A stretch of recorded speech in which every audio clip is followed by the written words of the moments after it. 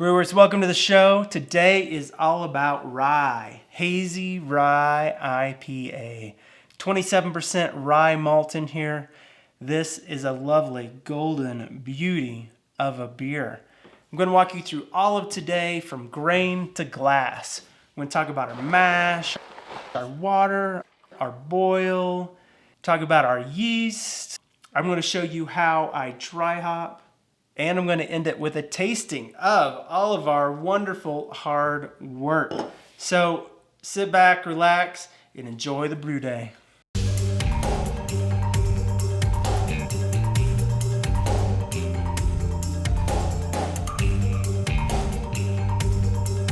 So we're doing a New England style IPA, but with a heavy dose of rye. So we're doing a Hazy Rye. Here's the recipe. We've got 62% two-row, 27% rye malt, and 11% pale malt from Germany. This is going to be a little untraditional for a hazy IPA. Typically it's 2-to-1 of calcium chloride over gypsum, and I'm just going to flip it. I'm going 2-to-1 heavy gypsum and less calcium chloride. I like my beer crisper. I like that hops to be a little more sharp. This is the best thing about homebrew. You can make it how you want. It's your beer, it's your taste, your palate. Let's get into it. Let's get our grain in. I've got 26 pounds of beautiful, amazing crushed grain.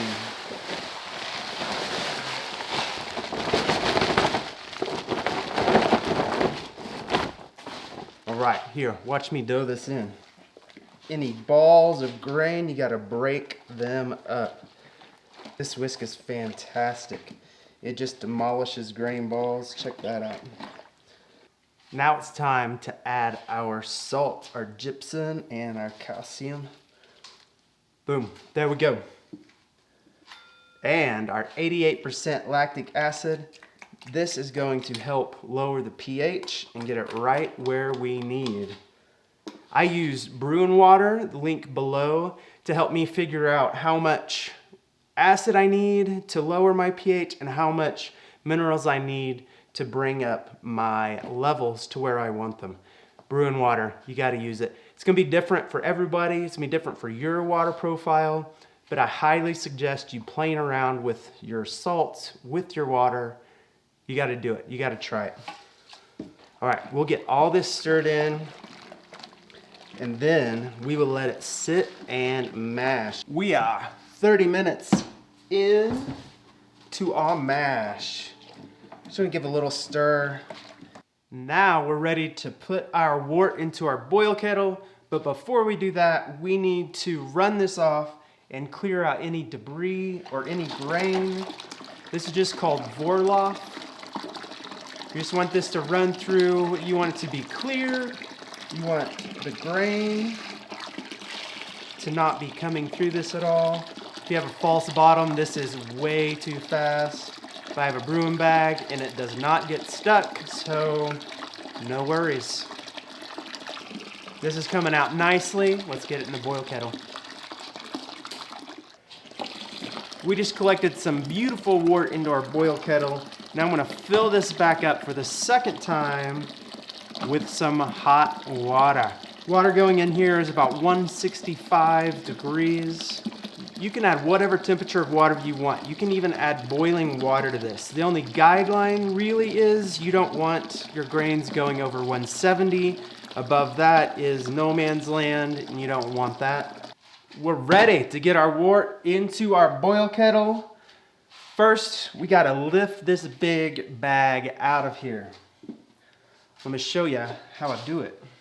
So I take a carabiner and I just clip all of the loops together.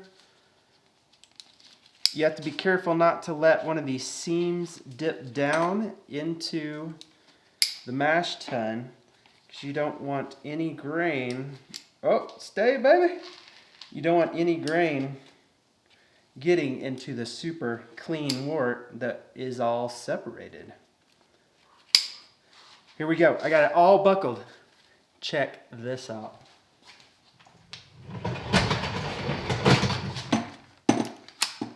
Ta-da! I have a magic hoist lift. Check this out. Oh yeah, we'll lift it up just a little bit, then we'll vorloff off this here, and then I'll lift it all the way out so you can check it out.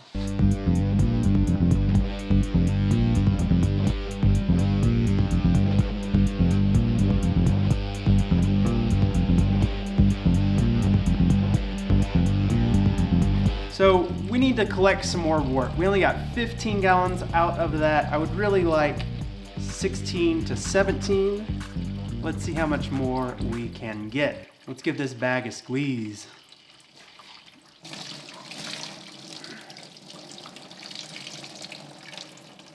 It just wants to come out. I'm gonna go get my squeezing gloves.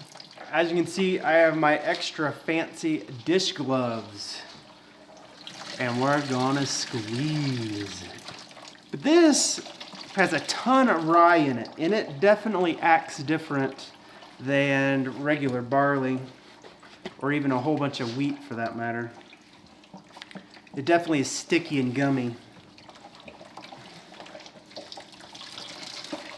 But there's a ton of wort left in here for us.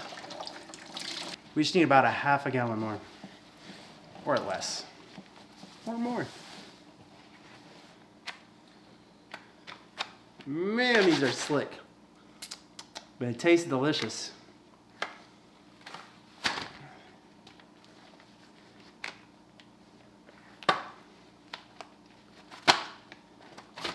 Ah, there we go.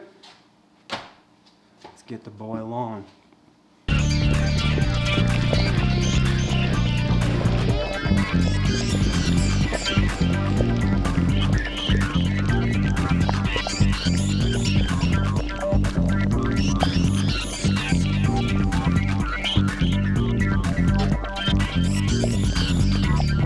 All right, we got full boil going on. Now it's time to add our 60-minute hops. Oh, I just love that smell. We got 40 grams of Falconer Flight 7 C's going in this sweet strainer. I love this hop strainer, by the way. Now, we will boil for 60 minutes. We're not gonna do another hop addition till the flame is out. And then we're gonna do a boatload.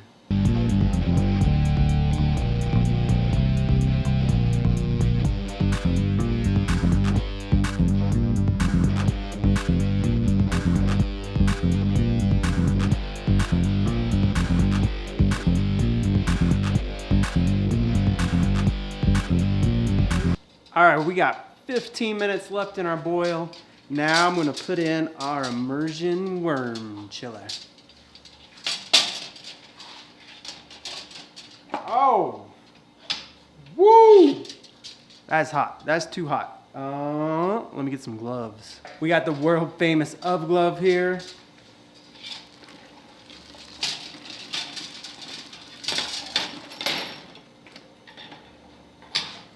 All right, and we're in. Nothing spilled. Isn't that great? I also got some whirl flock going in. So now we get to add our beautiful hops. We have 40 grams of Citra, 40 grams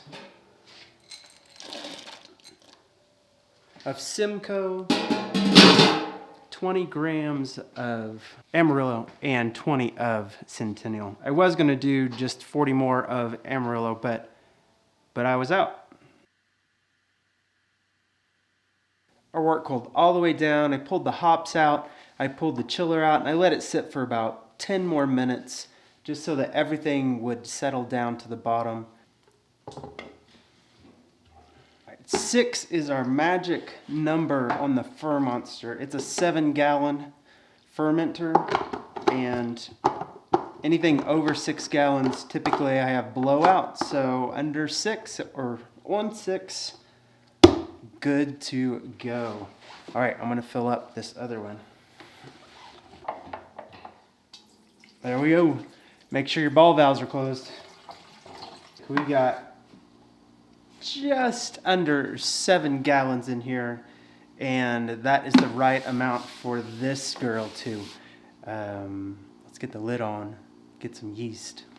So our original gravity hit 1058, which is just great and fantastic. Let's get some yeast in these.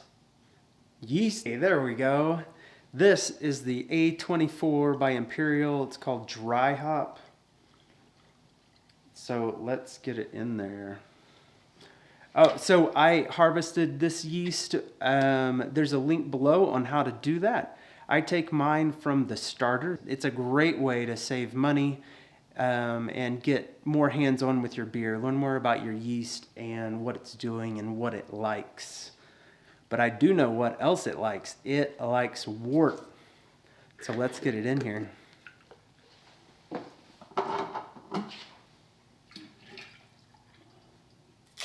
Take my stickers off so I know what is what. Onto this bad girl. All right, yeast. There we go. This is the London 3. I did the same for this. This one's on its 4th or 5th generation, and the other is about the same. Got to get it all mixed up, stirred up. All right, it is ready to roll.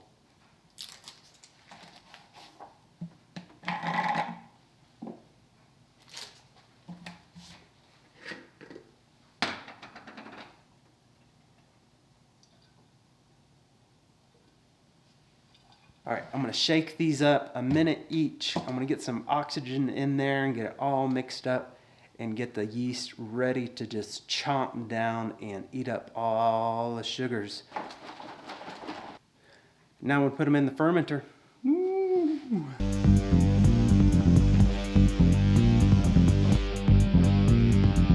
This is what makes a New England IPA hazy, or one of the main contributing factors is adding the hops right after peak krausen. So here we are, and that is what we're going to do. So most things that are sitting here have been sanitized.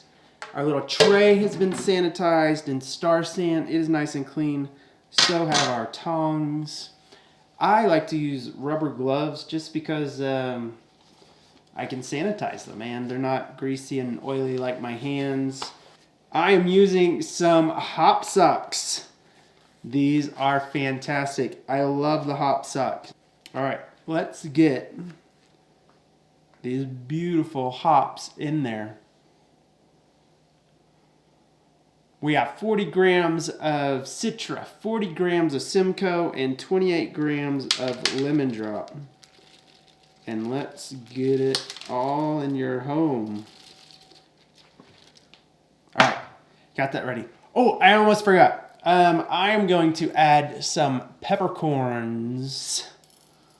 Ooh, it smells like pepper. I'm going to add some peppercorns into the lemon drop sock just to like accentuate the spiciness of the rye and see how that goes. This is going to be 43 grams of peppercorns. That's just what I had remaining. I am going to break these up. These are all whole. All right, let's smash some peppercorns. Got our peppercorns, just a regular zip top bag. In we go. I'm just gonna take a rolling pin. You can use a wine bottle, a growler, rolling pin, whatever you want.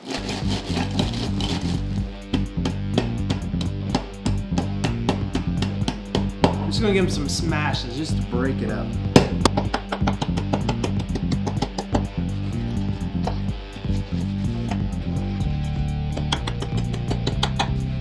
I'm gonna pour it into here. This will make life just a touch bit easier. Let's not spill it though. Come on.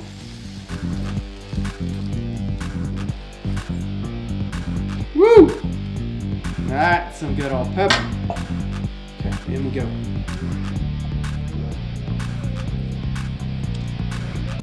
Isn't that fantastic? Hoppy, peppery. I'm into it. All right, tie it off. Simple overhand, not tight. We got 2 hop socks ready to roll. Let's go put them in the fermenter. Oh, look at that beautiful krausen at the top. Gorgeous. In go our weighted hops. Bye-bye. Goodbye. Go lemon drop pepper surprise. Bye-bye. It is time to keg, finally. These guys have been sitting in the fermenter for 15 days at 68 degrees. And they started off at a 1057. They came down to a 1012 at a nice 6% ABV. I'm ready to keg them. We got 6 gallons in here, 7 gallons in here. Got 2 5-gallon corny kegs and a 3-gallon corny. Now we gonna fill them up. I also, just kind of sitting down here below the camera, got a bucket of Star San, and we'll definitely utilize that today. Let's keg them. You gotta take off your airlock, or whatever is in your airlock will be sucked into your beer. And you don't want that. It is okay if it happens. Many people have messed up with that before and still make some beautiful beers. I've had that happen before. Hose in, beer on, filling it up. Can you see this? Check out this. Check out the hop bag just sitting in here. And I always make sure I take off my stickers that marked my fermenter what they were and make sure they go on to the kegs. So we got to know what is what. Okay, let's fill up our last sweet, beautiful keg. Fill her up. Try not to shake it too much because the nice trube cake has settled to the bottom. It's nice and solid down there. We just want the beer to come off the top of it. If you agitate it too much, you're gonna get all the funk mixed in, and we don't want that. We want as clean, clear beer as possible to get into our keg, and it's gonna clear up much faster that way. It smells fantastic. All right, we got our sweet keg full. Beautiful.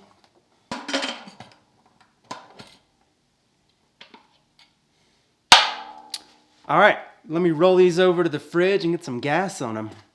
Finally, we get to try the fruits of our labor. I know, the brewing process is quite enjoyable. It's a lot of fun, a lot of cleaning, but the drinking, the trying, the sampling of our beer, now that is where it's at. And here is to our lazy eyes. All right, so we had 2 different fermenters going. Here is our Citra and Simcoe, and here is our lemon drop with the added peppercorns. So let's just dive in. It's nice and fruity, got some fruit in there.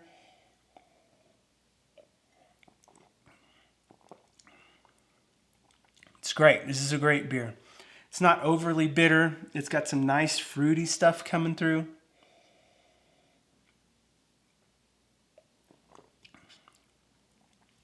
I'm not picking up any of the spice from the rye. It settles down quite quickly after you keg it. So here's to the rye, Citra, Simcoe. It's good. That's some really good stuff. The other part is I kegged these about 60 days ago. They've been sitting on gas. They're still quite hazy. All my other beers clear up really quickly. And so thanks to the biotransformation and using the Rye Malt, it adds this nice haze that's still just hanging around. All right, here's our lemon drop with some peppercorns.